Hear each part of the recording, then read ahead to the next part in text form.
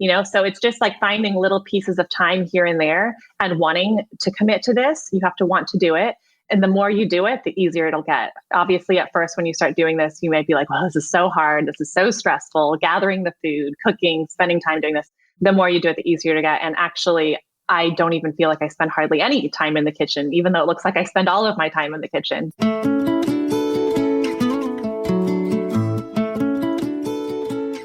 From the Weston A. Price Foundation, welcome to the Wise Traditions podcast for wise traditions in food, farming, and the healing arts. We are your source for scientific knowledge and traditional wisdom to help you achieve optimal health.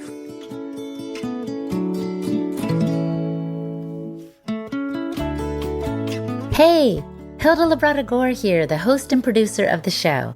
Welcome. Working from home for many of us has sparked an interest in spending time in the kitchen, creating and cooking healthy meals.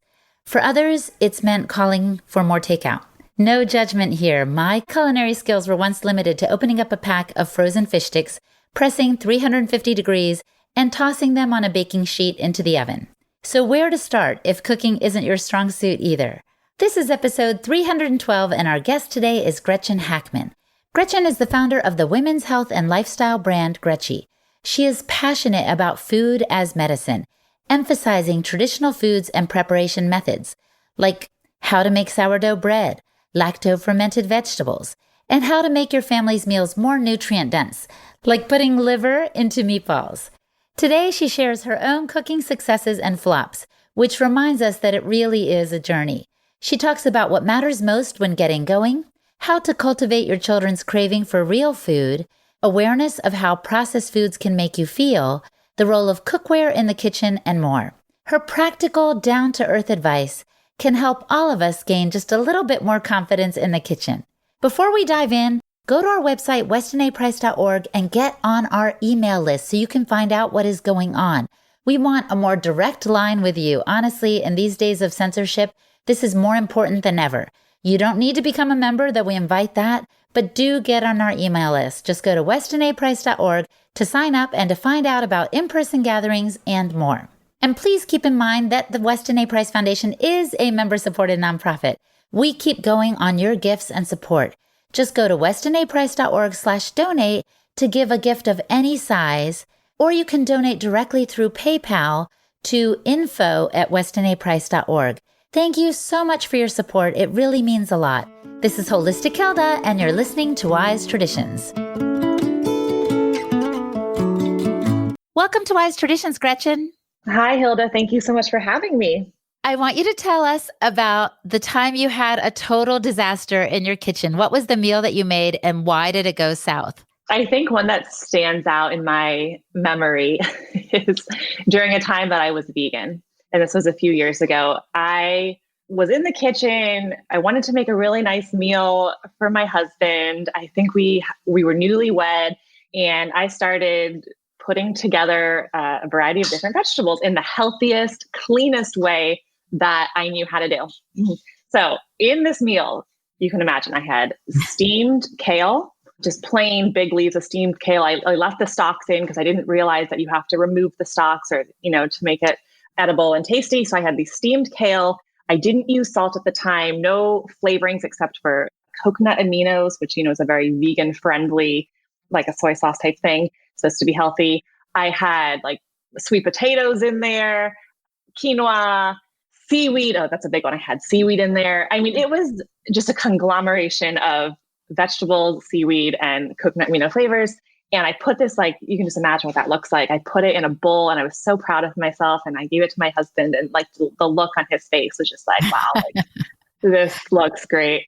And he tried it, and his face was just, imagine the face that you would get from eating something like that. And I was so angry. I'm like, what, you don't like it? Oh, and he's my just like, it's just hard to eat. And I was mad. I was depressed. And it just kind of gave me a feeling of this whole cooking thing just isn't working for me. Oh my gosh. And you were trying so hard, right? So hard. I just wanted him to be healthy. I wanted to be healthy, and I tried my best. And so what happened? How did you switch from that kind of cooking to eating and living more the Wise Traditions way? Well, my mom, I'm one of four. My mom was always very health conscious. She had 4 home births. I was raised being health conscious and for whatever that means. I remember when I was younger, me and my siblings were seen as being the weird ones because when we had friends come over to our house, we didn't have pizza. We didn't have at overnights, we didn't have for breakfast Cheerios, Lucky Charms, Chex Mix, any of like these fun type processed foods that are normal in most households. We didn't have cookies from the grocery store, baked goods. We didn't have normal bread. So we were looked as being like very weird and like, people like weren't excited to like eat at our house. And when we would go over to our friends' houses, we would raid their pantries and our friends would just look at us like, what is wrong with these kids? Like, why are they going in our pantry and eating all of our cookies and cereal? So, and then at school, like I remember in middle school, we had a vending machine. I would go and get M&Ms like secretly that I would never tell my mom about. And so we were health conscious. We knew what it was, but like there was a lot of like, issues going on clearly with cravings and just like wanting the processed foods.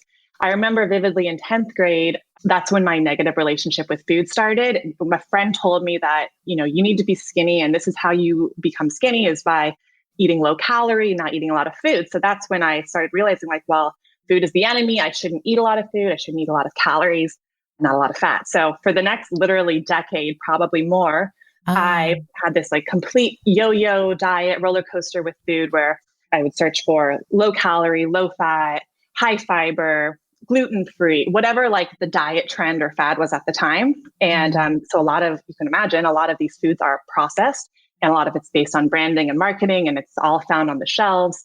And so I would only look at the nutrition facts. I never even thought about looking at ingredients, the things that they make these products with.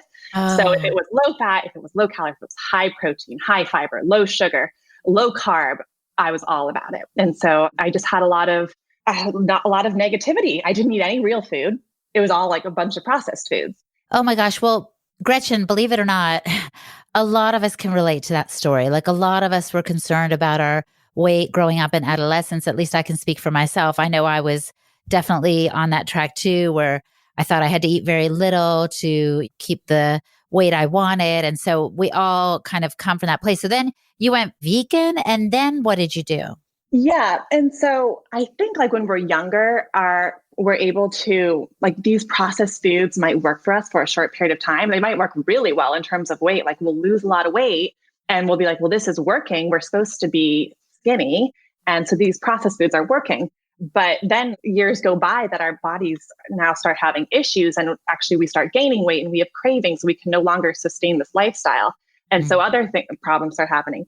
So yeah, I went vegan initially because I wanted to lose weight. It had been a decade of these types of foods and I was like, I need something different. I now have like, a tire around my waist. I wasn't like fat by any means, but I definitely had like this dangerous fat around my stomach and I had skin issues. And I just thought I'm going to go vegan for the purpose of losing weight and clearing up my skin. So I did that. So I was vegan for a few years. I really didn't know what I was doing. I would microwave potatoes in the oven. I would steam kale, as I mentioned, used coconut aminos for flavorings, just a bunch of vegetables and whatever was processed gluten-free items, things that were vegan. And then I became pregnant with my first child. And that's when I started just thinking about the veganism thing more. And I'm like, you know what? I don't want to be a test rabbit for veganism. I don't know if it's something that's healthy. I don't know if like this is bad for my child while I'm pregnant. And I just don't want to like take any chances. So I became plant-based. And so plant-based to me meant like I was very vegan, but at the same time, sometimes like maybe a few times per week, I would have fish or a little bit of red meat, maybe an egg here and there, but it was like very small amounts haphazardly, just to make sure that I wasn't like full on vegan. So I had a healthy baby and let's see, then when I became pregnant with my second child, I had come a long way in just understanding food and nutrition and how real foods can really benefit the body, nutrient density. And with that pregnancy, I was eating only real foods. I was getting into like fermenting all of my grains, just really focusing on ingredients. And I just think in that pregnancy, I was so much healthier. I felt so much better. I had my baby when she was born. I had a home birth. She was 9 pounds, 3 ounces, very healthy baby. And of course, I nursed both babies. And with her, I'm still nursing her. I just feel like the nutrient density of my milk is like on a completely different level, even than with my first child, just because of the foods that I'm fueling myself with. So she's always been at like the 99th or 100th percentile for weight and height. And I test that to my breast milk and the nutrient density of the foods that I feed myself with. Well, that's great. And not only are you there for your family, but I understand you developed a course and helping people source real food and cook real food. So you're really making a difference for others as well. Definitely. This is like my life mission now. I'm extremely passionate about eating real foods, fueling your body correctly. And that is why I created this course, How to Create a Nourishing Kitchen, is so that everybody else can learn how to eat correctly and make the foods for themselves that'll make them the healthiest. So going back to that sourcing real food, I think that's one of the early sections of your course. Don't we get real food at the grocery store? What do you mean by real food, Gretchen? Okay, well, sure, you could get real foods at the grocery store, of course. But I see like the inner aisles as being the dangerous zones. So like don't shop the inner aisles, except like for like your olive oil or your vinegars, maybe healthy, good ingredient, mustard.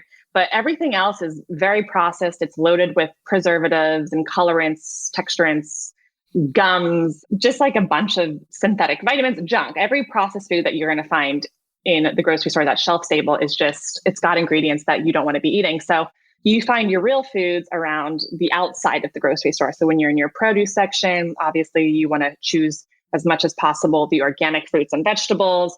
Then you want to choose your grass-fed meats if you have access to that at your butcher. And that's pretty much where it starts and stops at the grocery for me. But I think sourcing, though, if you really want to get into it and really want to eat nutrient-dense foods, you want to start at your farmer's market.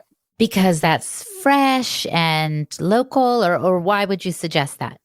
Okay, so it all boils down to the nutrient density of the soil. And I'm not going to bash organic farming by any means, but organic farming these days, they do it monoculturally. So like they're going to grow a huge field of blueberries, and these blueberries are being grown underneath tents. And a lot of the times the soil doesn't have a lot of organisms going on. It's kind of dead. They have to put things into the soil to make these fruits and vegetables grow. Whereas if you are buying fruits and vegetables from your farmer's market, the farmer is dealing with nutrient-dense soil. There's worms in the soil. Maybe they have cows on the property, so they're fertilizing it with the manure from the cows. And this just gives the soil so much more nutrient density. And the vegetable that grows, or the fruit, is just going to be so much more nutritious. So the best way that you can do this is by starting at your market, talking to the farmer. How are they growing their fruits and vegetables?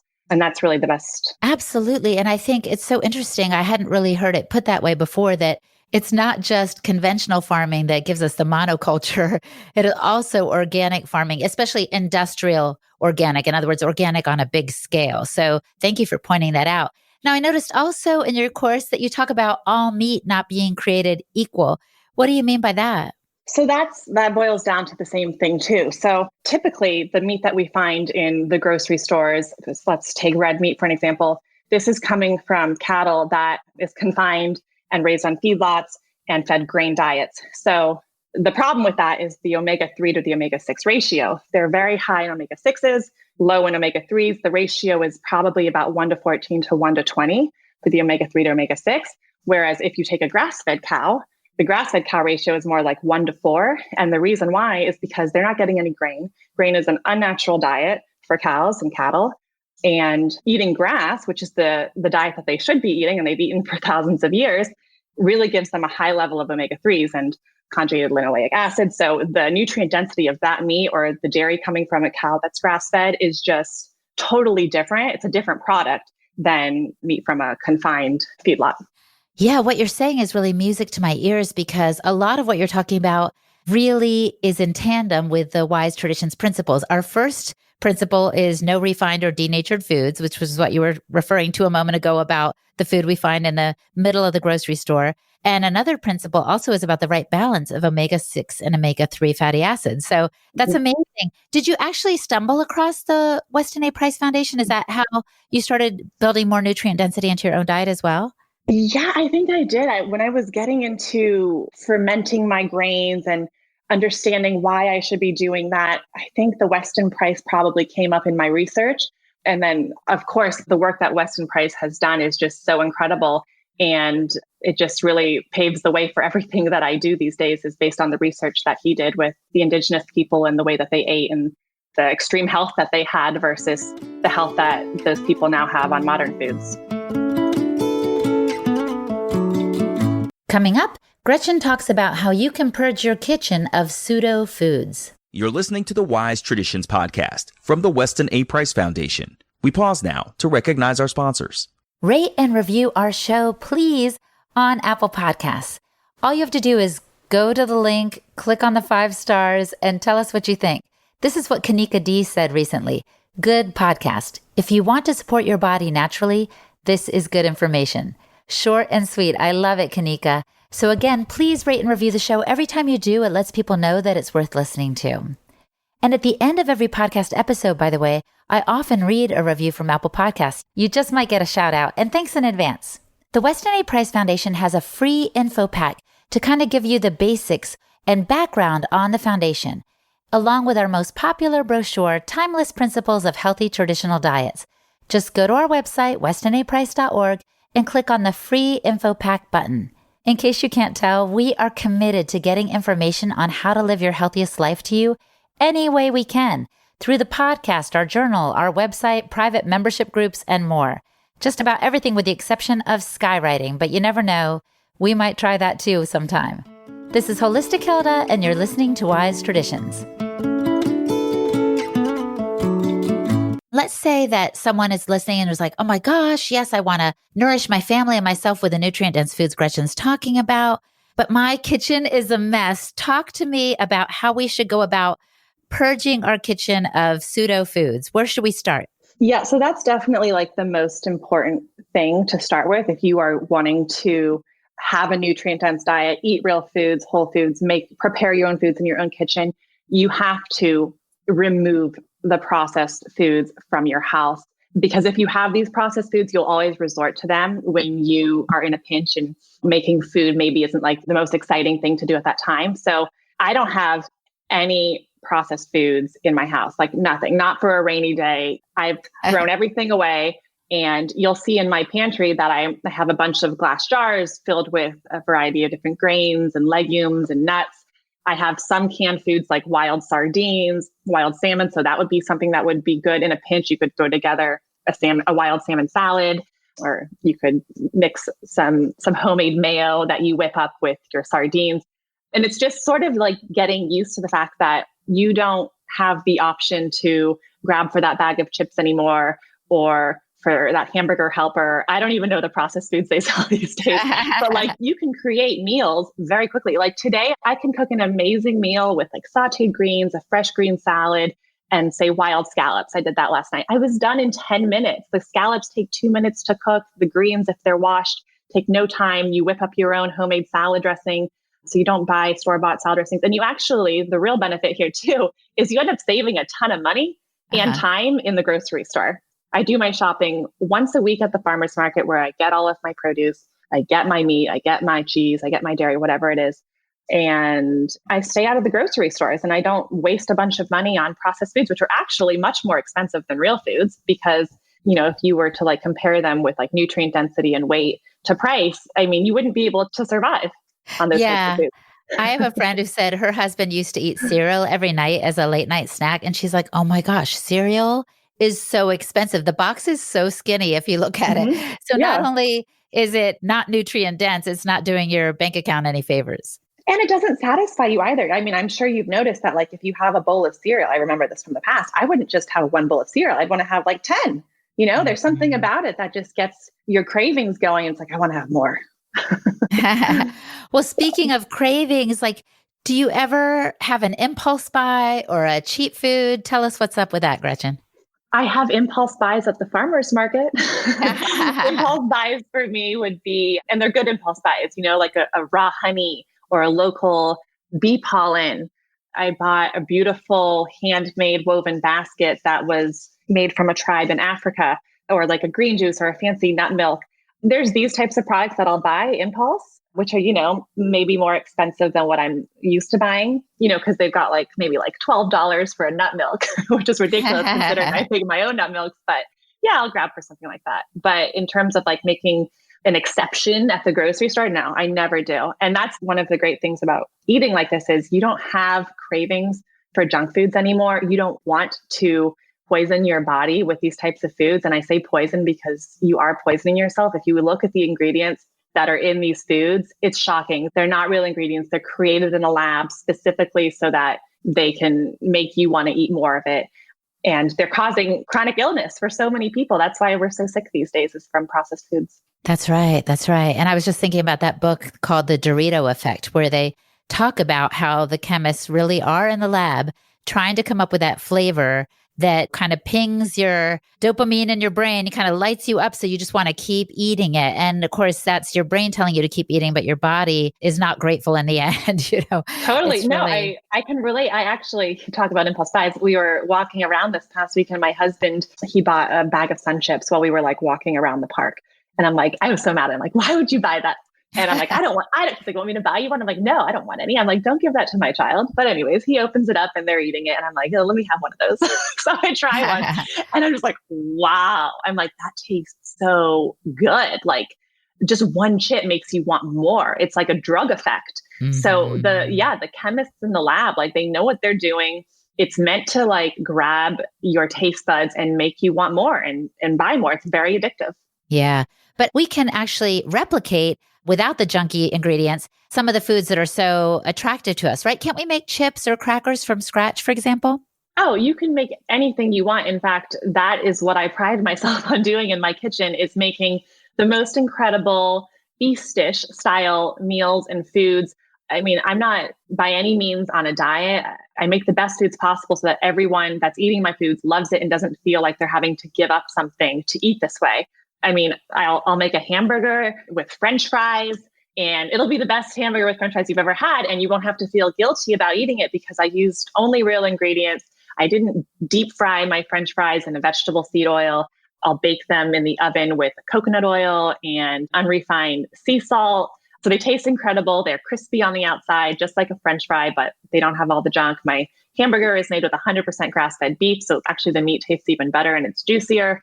And then I come up with my own burger buns that I make. For instance, recently I fermented some millet and I turned that into like an English muffin style bun. And then I use those as my buns. It's on my Instagram. It was really good. Oh my gosh, it sounds so good. I'm a huge hamburger and French fry fan when they are made the right way. Like, I just think it's amazing. So yours sound fantastic. Now, let's say I'm going to get cooking. What cookware do you recommend? Because actually that's an important part of being in the kitchen as well, having good utensils and equipment to work with, right? Yeah. Well, I'm all about like working with what you have. I don't like by any means think that you need to run out and like buy equipment to get started in the kitchen. Like for thousands of years, we have used our hands to make the foods that we eat. So I always try to think like, well, would someone hundreds of years ago or thousands of years ago, would they have been able to make this food? And if they can't, then I don't make it. So of course, things do make your life easier. Like I love my Dutch oven. That is really easy to cook a big roast of meat. And you can either do that on top of your stove or you can start it on the top of the stove and then you can finish it in the oven. So that's a great way to cook meat for several hours. The Vitamix blender or just a high speed quality blender is amazing. I use that for making smoothies, for pureeing my vegetable soups with bone broth. Sometimes I'll grind my grains to make flour in the Vitamix because I don't have a grain mill right now. That is on my wish list. So a high-speed blender would help you. Something that's really cool that's inexpensive is a mandolin. And that's how you really can shave thinly sliced radishes or fennel like they do, at a restaurant when you get that super thin shave. That's with a mandolin. I have a mandolin, but it always reminds me of the musical instrument. Right? No, not the musical instrument. No. Another really cool one that kind of reminds me of the mandolin is the zoodler. Have you ever used a zoodler? Yeah, I've got one. It's so that you can make vegetables into almost like a pasta-like base. Totally. Yeah. Pastas, right? So if you want a super, like low carb pasta dish, pull out your zoodler. I think you can get one for $22 and you put your zucchini in there or your yellow squash and it brings out a nice spaghetti for you and it cooks in 2 minutes.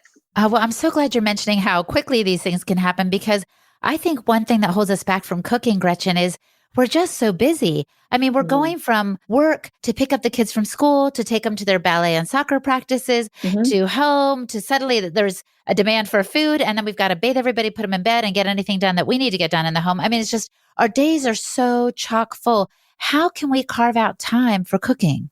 So it's definitely a mindset, and it's something that you have to want to do, but we definitely all do have time in our schedules. And if we, for some reason, don't have time in our schedules, then something that you're doing, you should do less of so that you can commit to making quality foods in the kitchen. So for example, like if you watch a 1-hour Netflix TV show at night, maybe don't watch that and do your preps in the kitchen at night and like wash your vegetables so that the next day you can literally throw your salad together because everything's already washed. And during the day, like when you're at home doing whatever, maybe you're working from home or doing some housework, waiting for to pick the kids up from school, who knows, you can throw a roast of meat or a roast chicken into the oven and let it cook for 2 or 3 hours. And you can go get the kids at school and come back and pull it out and dinner's ready. So it's just like finding little pieces of time here and there and wanting to commit to this. You have to want to do it. And the more you do it, the easier it'll get. Obviously, at first, when you start doing this, you might be like, well, this is so hard. This is so stressful, gathering the food, cooking, spending time doing this. The more you do it, the easier to get. And actually, I don't even feel like I spend hardly any time in the kitchen, even though it looks like I spend all of my time in the kitchen just because I've gotten so good at doing it. That's awesome. And it reminds me of a time when I was studying for the test for the American Council on Exercise to be certified as a fitness professional. I said, okay, for 3 months, so I can really buckle down and study, I'm not going to watch TV. Not that I've ever been a huge TV watcher, but I suddenly found time in my schedule for a priority that I had, right? So maybe people can even just for a time say, okay, I'm only going to watch half an hour of that Netflix series, or I'm going to give this up for now and see how this goes. And then like you and me, maybe they'll become more efficient and then they'll feel more confident and be able to manage watching the show and doing their, meal prep in the kitchen. Definitely. You have to integrate it into your lifestyle. Just like you have to do certain things every day. You have to make food every day. If I don't go to the farmer's market on Saturday or Sunday, I don't have food for the week. So I have to go. It's just like something I have to do, Right. And then you make it a family event. Like I've seen lovely pictures of you and your kids there. And it's like, that's like the whole shebang. Take them with you, right? Exactly. Every Saturday, kids know we're going to the farmer's market. Husband knows. That's what we do. Like, otherwise, we're not eating this week. Right. There's been so much good information in our conversation, and we'll put links in the show notes so people can follow you on Instagram and find your course and all these things. But I want to ask you now as we start to wrap up, if the listener could do one thing, Gretchen, to improve their health, or maybe in your case, we would say to start getting cooking, to start cooking, what would you recommend that they do? Well, I would recommend just becoming more mindful of what you're eating. So maybe you don't even have to get started today, but just start thinking about everything that you're eating. Where did it come from? How was it raised? Whether it's a plant or an animal, what was it fed? What type of soil did it grow in? Did it come from a lab or a factory, or did it come from a farm? And start thinking about that and just becoming mindful of what you're eating. I think in today's day and age, we have no idea where our food is coming from. We don't even think about caring. All we think about doing is buying the product off of the shelves of the grocery store. And we're just completely lost. Like that's not where our food comes from. It's not coming from the grocery store shelf. It's either coming from a lab, a factory, or a farm. And where do you want your food to come from? I want mine personally to be grown in the earth and nutrient dense soil, and I want to get mine from the farm. So if you become mindful to where your food is coming from, I think that'll get you to the next step. And the next step is the desire to have a nourishing kitchen and to eat whole real foods and to make your own foods, because we can't eat this nutrient dense foods if we aren't making it ourselves. You just can't buy it. That's right. And then it's really priceless. You know what I mean? Priceless. Our health is the only thing we have. If we don't have good health, we don't have anything. So for me, my number one goal is to have this optimal health, to be happy, to have beauty. If I have all of those things, then I can do whatever I want in my life. I can pursue my passions. I can do optimally what I want for my family. The whole world is at your fingertips if you have good health. That's how I think. Absolutely. I couldn't agree more. So Gretchen, thank you for bringing your wonderful information to this podcast, and we wish you all the best. Thank you for this conversation. Thank you so much. It's been really nice speaking with you. Our guest today was Gretchen Hackmann. Another note on Gretchen, she is a mom of 2 with a 3rd on the way, and she manages her family's regenerative farm where they're growing a food forest. Check out her online video course, How to Create a Nourishing Kitchen, to learn about lifestyle changes that you can implement and how to source food and prepare it in the most nourishing and traditional ways. And I'm Hilda Labrador, the host and producer of this podcast for the Weston A. Price Foundation. My website is holistichilda.com. For the transcript for this podcast, visit our website, westonaprice.org, and click on the podcast page. And here is a letter to the editor from a recent journal. A big thanks. I would like to say thank you from the depths of my heart. I'm a 34-year-old, happy-go-lucky person who was misled into believing that a vegetarian diet was the way to go. And so, I was a vegetarian from age 14 to 26.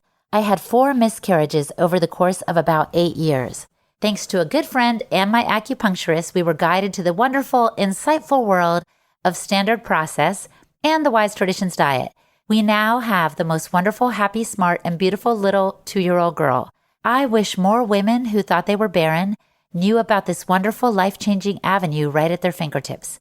Thank you also for your articles on the contagion myth. I can clearly recall telling my mom when Nextel phones came out that my inner ear would burn and itch after a phone call. So the 5G dilemma is not at all surprising. It baffles my mind that this is such an obvious and logical reason for health issues, and yet it seems the majority of the human race doesn't even consider it. Still, we are confused as to why people in the same household end up with the same symptoms. This is what makes people think it is contagious. That's from Lisa in Florida. And this was the letter from the editor in response to Lisa. The reason people get sick at the same time is that they are subjected to the same poisons. It may seem like contagion, but there is always another explanation. EMFs, toxic water or air poisons like DDT, etc.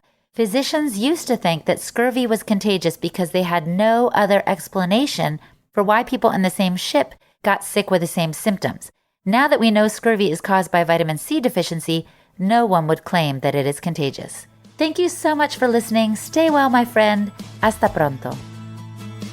On behalf of the Weston A. Price Foundation, thanks for listening. We have many free resources to support you on your health journey. Visit westonaprice.org to find podcasts, articles, videos, and more. You can also find a local chapter near you for help in finding sources of great food. We invite you to support the Foundation's mission of education, research, and activism by becoming a member. Thanks again, and take care. Wise Traditions is a project of the Weston A. Price Foundation for wise traditions in food, farming, and the healing arts. The content on this podcast is provided for informational purposes only and is not intended to substitute for the advice provided by your doctor or other healthcare professional. It is not intended to be, nor does it constitute healthcare or medical advice.